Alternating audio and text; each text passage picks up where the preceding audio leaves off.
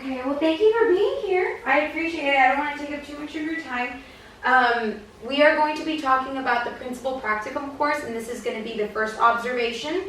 And so I provided an agenda for you.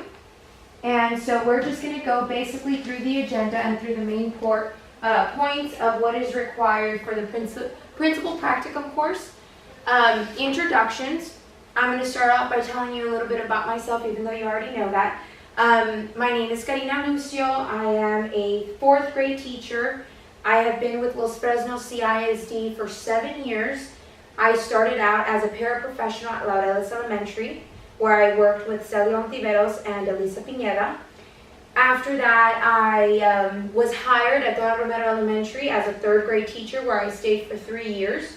I was then transferred or moved to a 5th grade position, where I stayed for 3 years as well. And now I'm filling in the gaps. And so I am a 4th grade teacher, and so I'm an expert in testing, you can say. And so this is starting my 7th year teaching and 8th year with the district. The program goal is to expose the intern to the profession of the administrator through hands-on experiences and activities, which I've already done, and I've worked side by side with you and all the administrators here at DRE. And so anything that you may need from me or anything that comes up or meetings that I can attend, I would be happy to do so. The purpose is to ensure that all requirements are met by the intern and the mentor. And so we're going to go through some of those requirements. We're going to go through some of the activities and the interviews and the meetings I can attend and the campus improvement activities. And I know that the 4th assessment that's part of the practicum is the campus improvement plan. So if you have something coming up that I can help you with, I'd be happy to do so. Okay, so the next thing are the practicum requirements. There are 3 45-minute TEA required observations. I have to complete 160 hours of logged activities, and we're going to review the activity log at the end. The roles and responsibilities of mentors, supervisor, and intern. There is a handout provided, so I'm just going to go ahead and read out what the roles and responsibilities are, and if you have any questions, just let me know and I can stop and clarify some of that. So on page 1, it says a mentor is experienced role model who guides the professional development of a less experienced individual through coaching. A dedicated principal mentor is vital to the successful completion of the principal internship program. The principal mentoring relationship is a rewarding endeavor that enhances each person's career. Both the mentor and the intern learn more about themselves, improve their skills, and gain professional recognition. It is an opportunity for the principal mentor to give back to the profession through sharing leadership knowledge and skills. As a result, the intern will be better prepared for the role of campus administrator. And I guess the overall goal is when an interview was to arise and I was to get a position that I know what I'm getting myself into and know the policies and all the expectations that are expected as an assistant principal or principal. The purpose of mentoring: to improve the quality of leadership, to develop a pool of administrators, to provide on-the-job development, to create a linkage between theory and practice, and to recognize the expertise of experienced administrators. The benefits of a mentor is receiving recognition as a successful administrator, reflection on own skills and practices, exposure to fresh ideas, incentive to stay current, personal satisfaction in sharing with others, the opportunity to contribute to the development of an aspiring principal and to the field of education, to access to research new information through the intern, access to data and evidence-based recommendations that may be used for technology plan, campus plan activities, and etc. And so at the very bottom, it just has tasks and responsibilities while providing valuable hands-on experiences could be beginning and at the end of the year, safety and facilities, campus duties, testing and accountability, and curriculum and instruction. So on the next page, it again goes through the role of the mentor, and I'm just going to go ahead and read them, and if you have any questions, let me know. to participate in the mentor training, which we are doing now, to assist with planning and scheduling practicum activities, which we will go through the planning the practicum agenda in a minute, be available for meetings and discussions, clarifications, questions, problem solvings with the intern, which I think you've been very helpful. I text you all the time. 15 to 20 minute debriefing sessions daily or weekly, reflecting with the student on daily activities, share past experiences and expertise related to the roles and responsibilities of a principal leader, model effective practices, procedures, and strategies, provide constructive feedback to the student, allow the student to be meaningfully involved in and contribute to chosen aspects of the school and supervise that involvement. Examples, campus committees, the campus improvement plan, and other projects. Finally, offer opportunities for the student to attend principal meetings and staff developments related to leadership skills, which I did do that with Ms. Trevino when I went to the bus barn. Assist students with access to situations and personnel needed to complete practicum activities. Allow the student to be meaningfully involved and contribute to the aspects of the school campus and supervise that involvement. Okay. And then finally, my responsibilities as a student would be the following 7: to attend all required classes, which I do online with Dr. Garcia. Number 2, complete all TEA forums and class assignments, which we do have on a weekly basis. The completion of 160 hours of field activities. 4, to develop observation agendas engaged in the 3 observations, pre-conference and post-conferences. To hold 3 conferences with mentor on the student assessment instrument and process. Communicate and engage in coaching schedules with mentor and university supervisor.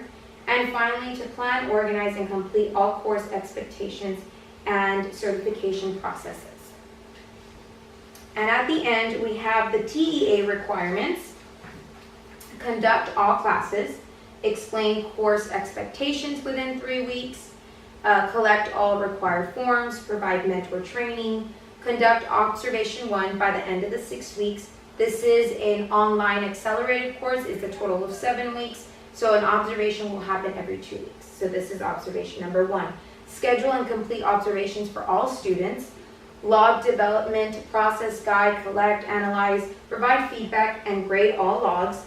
Communicate and coach student. Assure mentor assessment of student is completed. Mentor student program and provide coaching. Complete all TEA required forms and guide students to meet all certifications and requirements. So those, again, are the roles, responsibilities of mentor, which is yourself, supervisor, who is Dr. Garcia, and intern, which would be me. And so finally, this is just a summary going over what it is to expose the intern to policy review.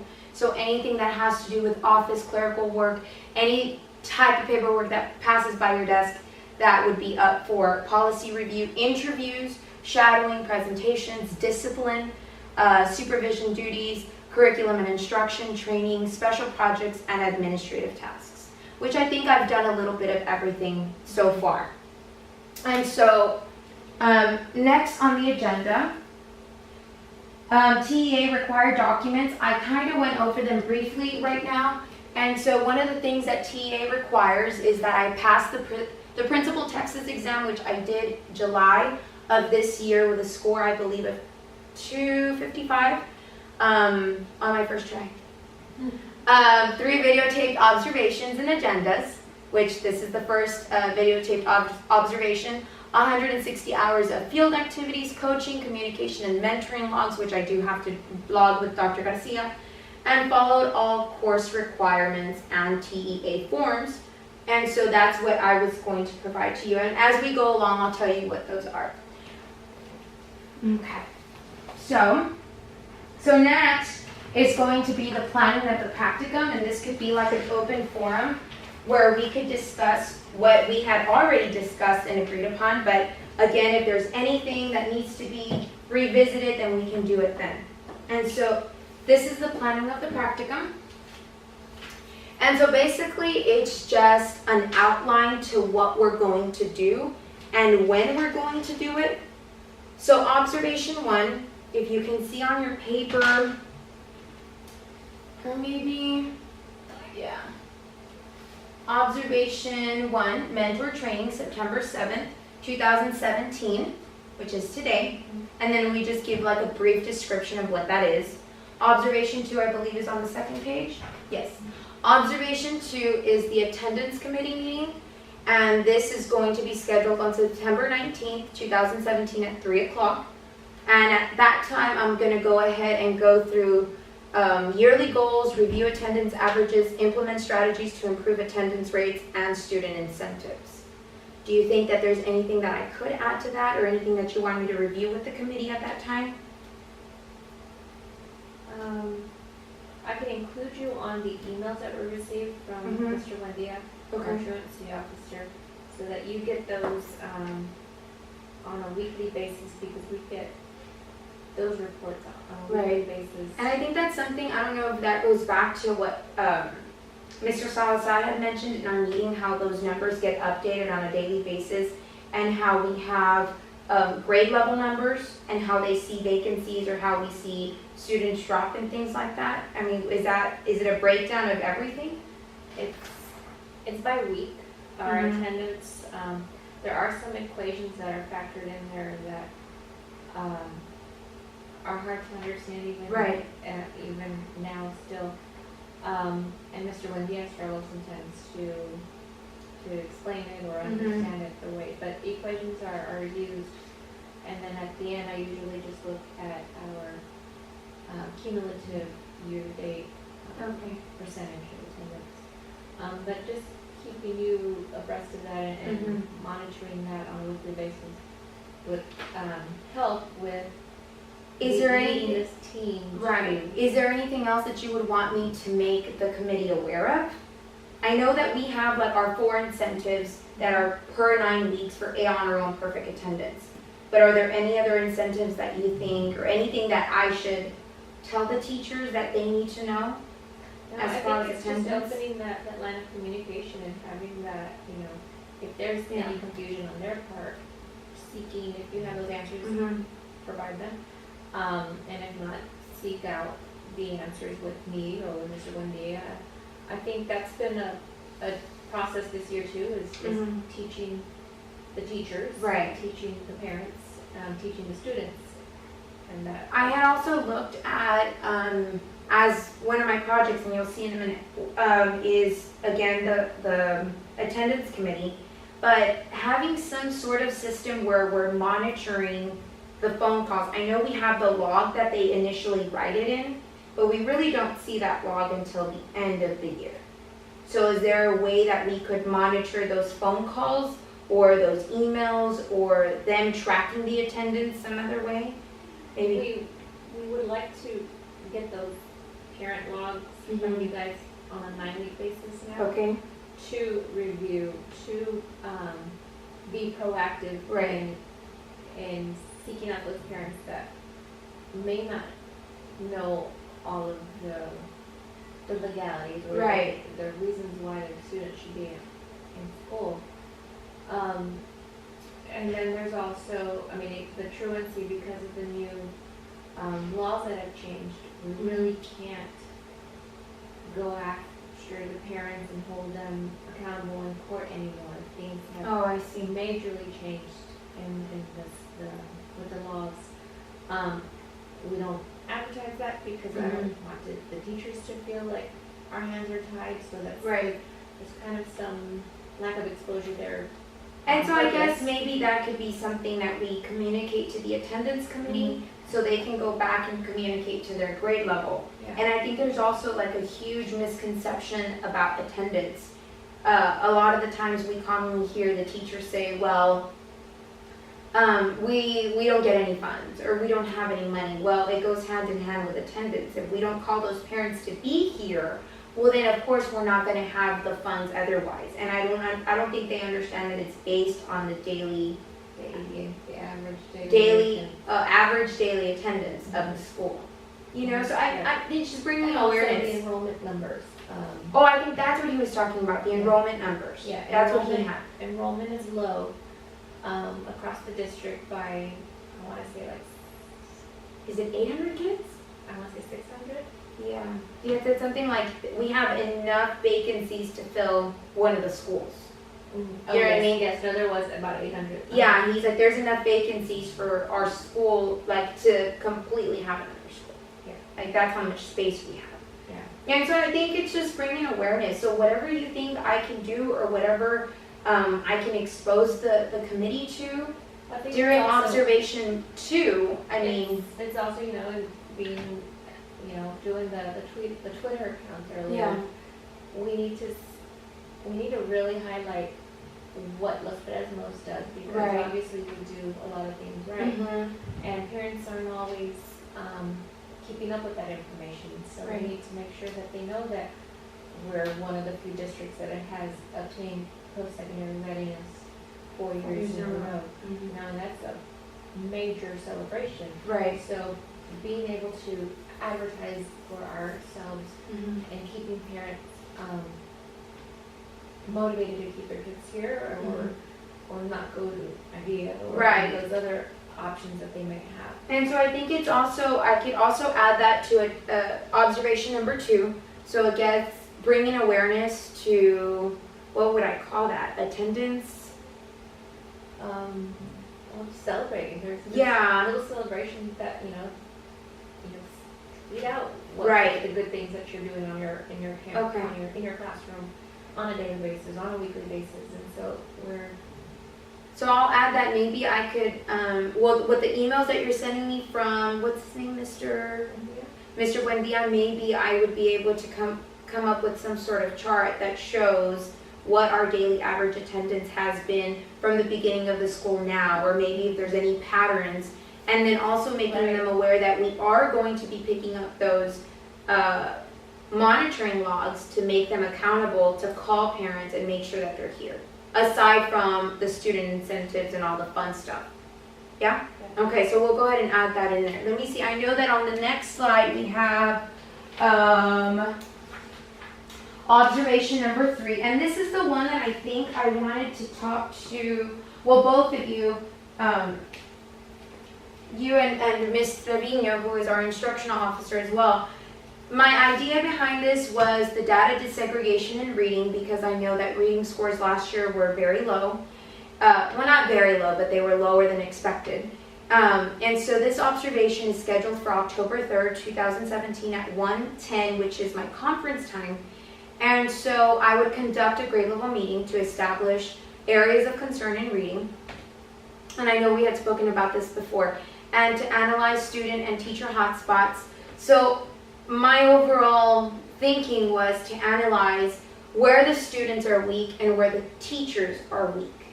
And so to go on from there, because I know that a lot of the times we're overconfident that there's only one strategy to teach, but if that is a constant hotspot, or maybe there's a pattern that maybe that hotspot has been there for 2-3 years, well, maybe the strategy needs to be revisited, or something to that effect.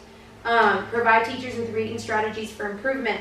And my initial thought with this was going back to the lead forward strategies, but I wanted to provide them something that was already either made or something that was at their fingertips that I didn't want to give them more to do. So I want them to literally walk away with something that they could go and incorporate tomorrow. But at the end of the day, working off of that data, desegregating the data, saying, okay, what do we need to work on? Maybe come up with a plan, with a calendar of saying when we're going to do this, when we're going to do that. I could do my grade level and then go from there. Yeah. I think that was just, and like I told Ms. Trevino, and I also mentioned it to you, I think that this would be a good start for reading, and then go on to the math. Right. And then, with 5th grade, they could do it with science, or with, obviously 4th grade with the writing. And so just going from there, are there any other suggestions or things that you might want to include to this, or things that you say? How would I even go about this? I know it's Tango software, right, but as far as the specifics behind it.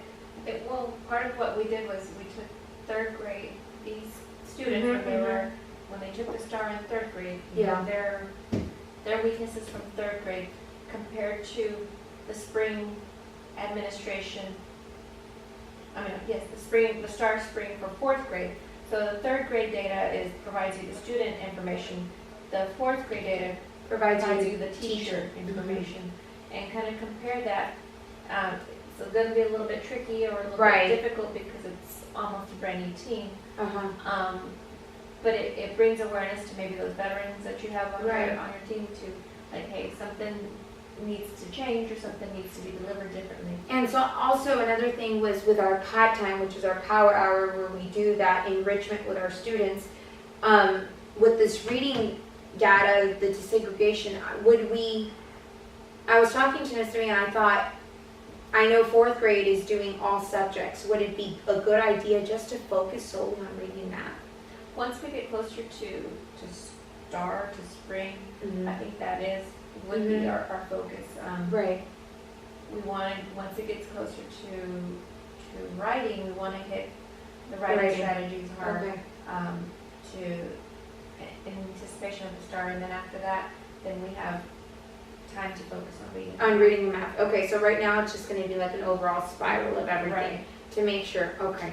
And so, like I said, I had thought about doing Tango hotspots, having a meeting, planning out a calendar of events and strategies, and having them walk away with something at the end of the day, because I know as a teacher it's a lot to have. I mean, you know what I mean, especially being self-contained.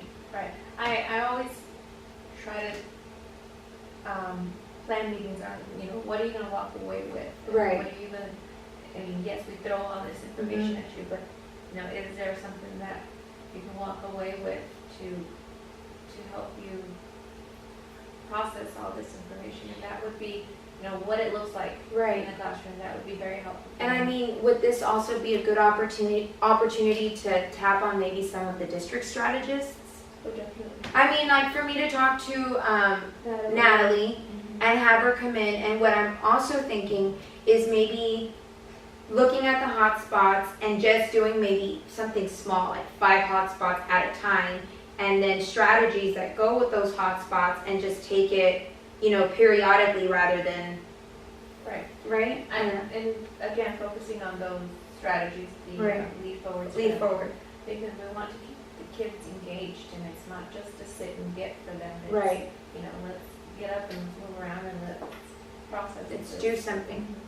Okay, so we're good with the 3 observations, and there will be they're going to be in 2-week increments. So this is week observation 1, and then in 2 weeks we'll have observation 2, which is the attendance committee, and then October 3rd during conference time I'll have observation 3.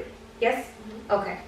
And in a minute you'll see that they're like directly tied in to the projects.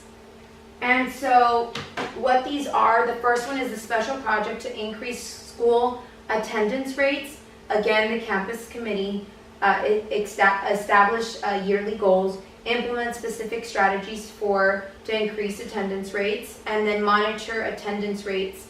And this is where I had put the communication logs. So I guess we'll go ahead and revamp that to do it every 9 weeks. And then we'll get the email from Mr. Buenrostro, right? That's Buen Día. Ya le estoy dando otro nombre. Okay. And this is again another project. So project number 2, to analyze areas of need in reading.